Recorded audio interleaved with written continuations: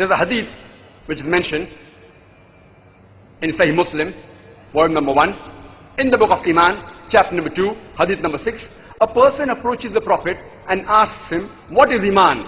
And the Prophet replies, Iman is believing in Allah, in God, in His angels, His books, His meeting, His messengers, in the resurrection, that life after death, and in Qadar, that is destiny. So basically, there are 6 pillars of Iman in Islam. The first is believing in God. Second is believing in His angels. Third is believing in His books. Fourth is believing in His messengers. Fifth is believing in resurrection, that is hereafter, that is life after death. And sixth is believing in Qadar, that is destiny. First we'll discuss what Hinduism has to say about the first pillar, concept of God. If you ask a common Hindu that how many gods does he believe in? Some may say 3, some may say 10, some may say 100, some may say 1,000, while others will say 33 crores, 330 million. But if you ask this question to a learned Hindu who's well versed with the scriptures, he will tell you that the Hindus should actually believe and worship only one Almighty God. But the common Hindu, he believes in a philosophy known as pantheism. The common Hindu believes that everything is God. The tree is God, the sun is God, the moon is God, the human being is God, the snake is God. What we Muslims believe, that everything is God's, G-O-D with an apostrophe S. Everything belongs to God. The tree belongs to God, the sun belongs to God, the moon belongs to God, the human being belongs to God, the snake belongs to God. So the major difference between the Hindus and the Muslims is, the common Hindu says that everything is God, we Muslims say everything is God's, G-O-D with an apostrophe S. The major difference is the apostrophe S. If we can solve this difference of apostrophe S, the Hindus and the Muslims will be united. How do we do it? As the Quran says, "Ta'alu ila kalmatin sawa'in bainana bainakum." Come to common terms as between us and you. Which is the first term? Allah na'budu illallah. That we believe in only one Almighty God. Let us try and understand what the Hindu scriptures have to say about Almighty God. It is mentioned in the Chandogya Upanishad,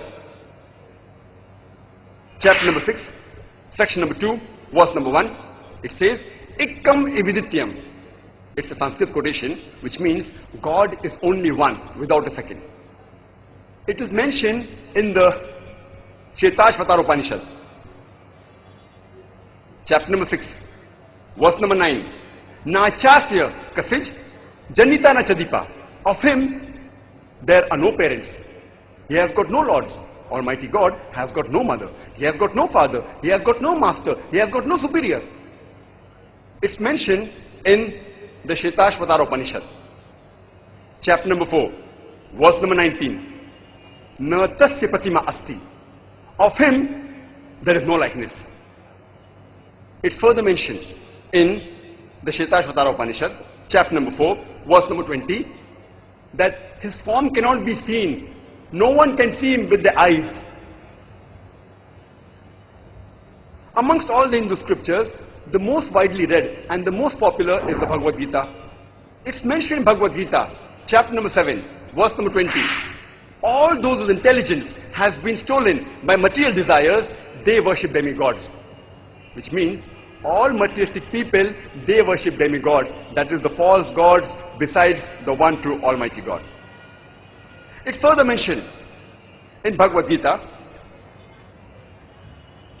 chapter number 10, verse number 3, that he who knows me as the unborn, the beginningless, the supreme Lord of all the worlds. Among the Hindu scriptures, the most sacred are the Vedas. It's mentioned in the Yajurveda, chapter number 32, verse number 3. Na tasya pratima asti. Of him there are no images. Almighty God has got no images. And further says that he is unborn. He alone should be worshipped. It's mentioned in Yajurveda, chapter number 40, verse number 8, that Almighty God is imageless and pure. It's mentioned in Yajurveda, chapter number 40, verse number 9, Andhatma pravishanti ya asambhuti mupaste. Andhatma means darkness. Pravishanti means entering, and asammuti means the natural things like fire, water, air. It means they are entering darkness, those who worship the natural things like fire, water, air. And the verse continues, they are entering more in darkness, those who worship the created things like table, chair, idol, etc. Who says that? Yajurved, chapter number 40, verse number 9. It's further mentioned in the Atharva Ved, book number 20, hymn number 58, verse number 3. Dev Maha Asi, verily great is Almighty God. And amongst the Hindu scriptures, the most sacred are the Rig Ved. It is mentioned in Rig Ved, book number 1, hymn number 164, verse number 46, the shlokas which were recited by the respected Pandits. It says, Ekkam Sat Vipra Bahuda Vedante. Ekkam Sat Vipra Bahuda Vedante. Which means, truth is one, God is one. Sages call him by various names.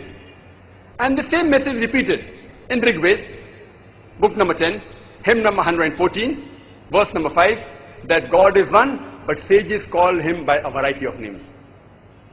And in Rig Ved alone, in book number 2, hymn number 1, there are no less than 33 different attributes given to Almighty God, many of which were recited by the respected Pandits. One amongst them, in Rig Ved, book number 2, hymn number 1, verse number 3, is Brahma. If you translate Brahma into English, it means the creator. If you translate into Arabic, it means Khalik. We Muslims have got no objection if someone calls Almighty God as Khalik, or the creator, or Brahma. But if someone says Brahma is Almighty God, who has got 4 heads and on each head is a crown, we Muslims take strong exception to it. Moreover, you are going against Chetashvatar Upanishad, chapter number 4, verse number 19, which says, Na tasya pratima asti. Of him, there is no likeness. Another attribute given in Rig Ved, book number 2, hymn number 1, verse number 3, is Vishnu. If you translate Vishnu into English, it means the sustainer, it means the cherisher.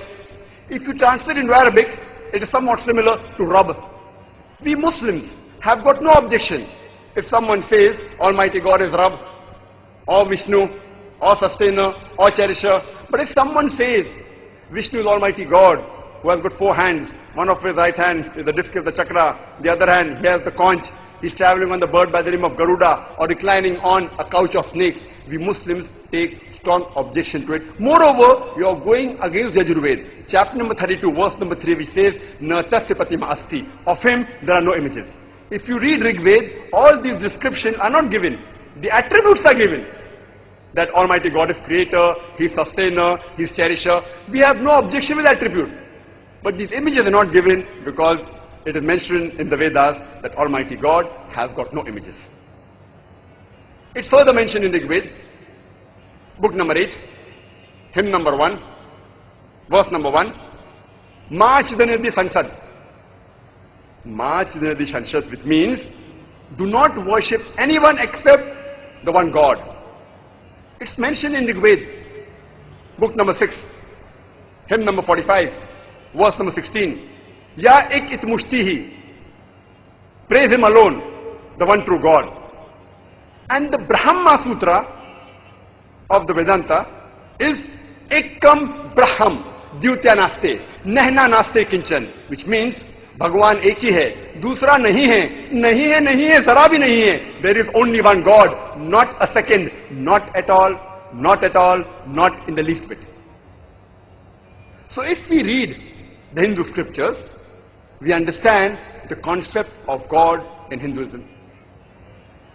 Let's try and understand the concept of God in Islam.